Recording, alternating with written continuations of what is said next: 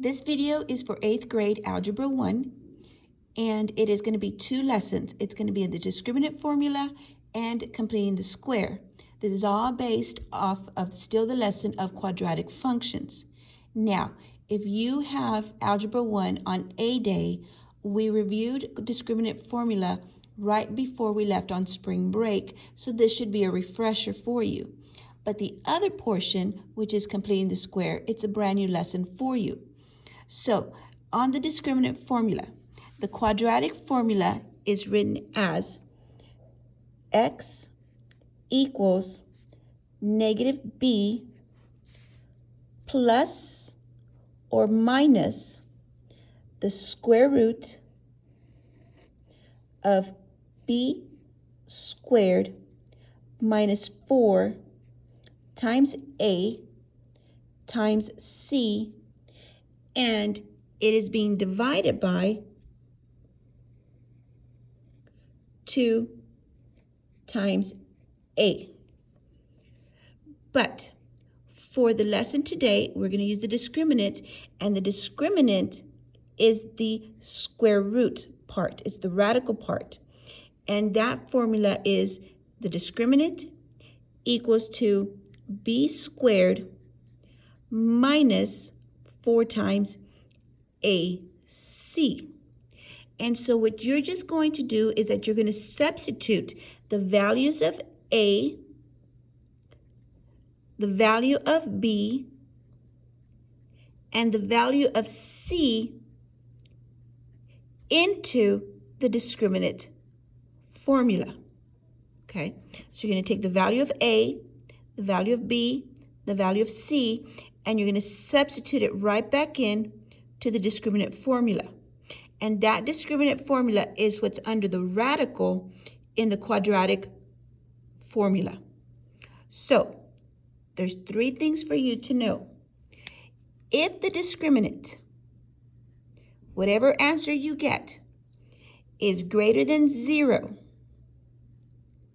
then you're going to have 2 real solutions. Sorry about that.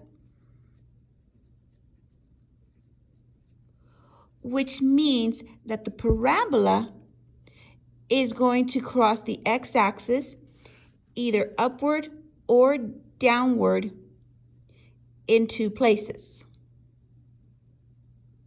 So here I did it opens up, and so it's going to have 2 real solutions, one right here and one right there. So the discriminant just tells you, hey, this parabola is going to cross in the x-axis twice. If your discriminant is equal to 0, so let's say you did all of that work and then your answer was 0. Well, then you're going to have 1 real solution. So basically what it means is that that parabola is going to cross the x-axis, or it's going to sit on the x-axis. So it is just going to sit right there. So if you could see it. So if my discriminant is greater than 0, I'm going to have 2 real solutions, which means that parabola is going to go through the x-axis either upward or downward in 2 places.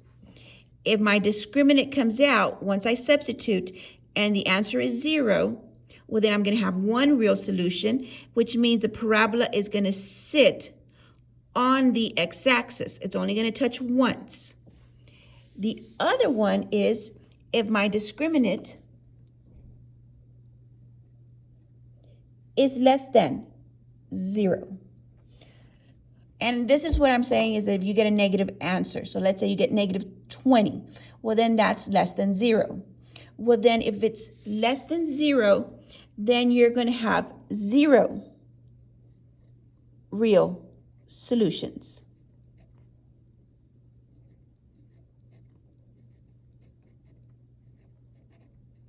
Okay?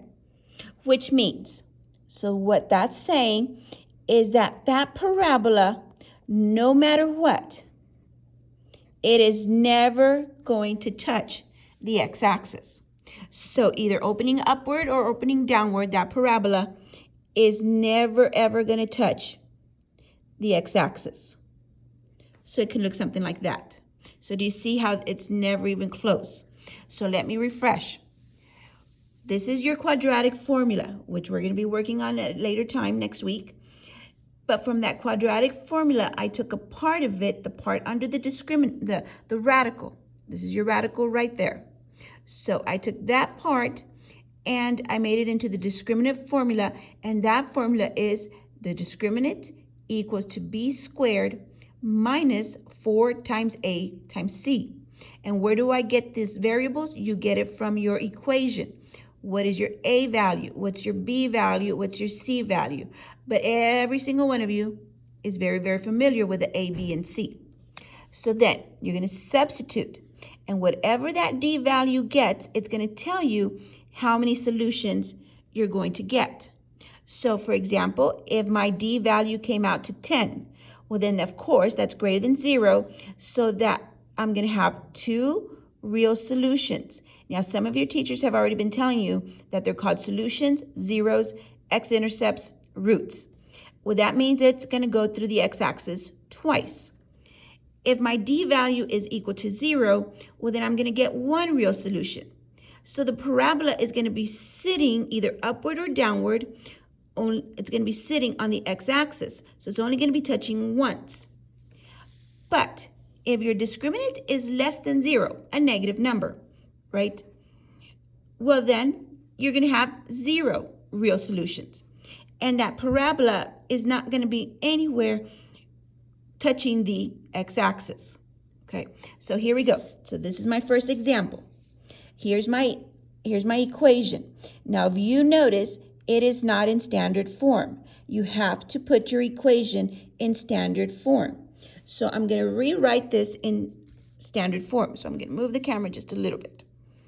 Okay, I need to move this negative 4, and I need to add it to this side. So it's going to be negative 3x squared minus 10x minus 12 equals to negative 4. Inverse property tells me that I'm going to add 4, and what I do to one side, I do to the other. So I added 4 to both sides. I cancel this out, and I'm going to get negative 3x squared minus 10x minus 8 equals to 0.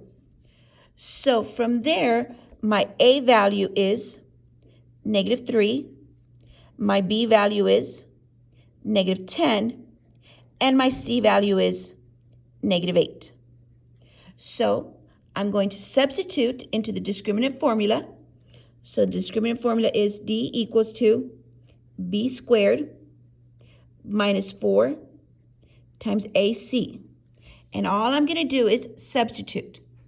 So d equals to negative 10 squared, put that negative in parentheses because that negative belongs to the 10, minus 4 times negative 3 times negative 8. Okay, so of course every single one of you has your TI-84 calculator at home, and you would calculate this out on your TI-84, which when you calculate it out, you're going to get 100 minus 96, which your discriminant is then going to be 4.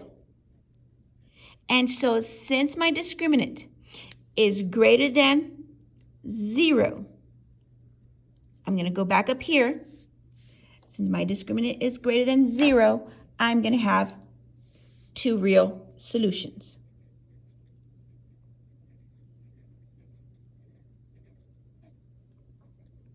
So my answer choice for this one will be C. Just want to make sure. So my answer is going to be C. My discriminant is 4, and I have 2 real solutions. You're not going to have imaginary solutions. Imaginary solutions is when you get to Algebra 2, and that's a whole new ball game, okay? So my answer is not A, nor B, nor D. Now, for number 2, there is another, on your notes page that we're sending out or that you can download, you're going to be able to see the steps to number 2. But I'm going to completing the square. Now, completing the square is another way to find your roots, your solutions, your x-intercepts, and your zeros. And the way you work this one, so now this one's a little bit tricky. You've got to make it into a trinomial. So what I'm going to do is I'm going to take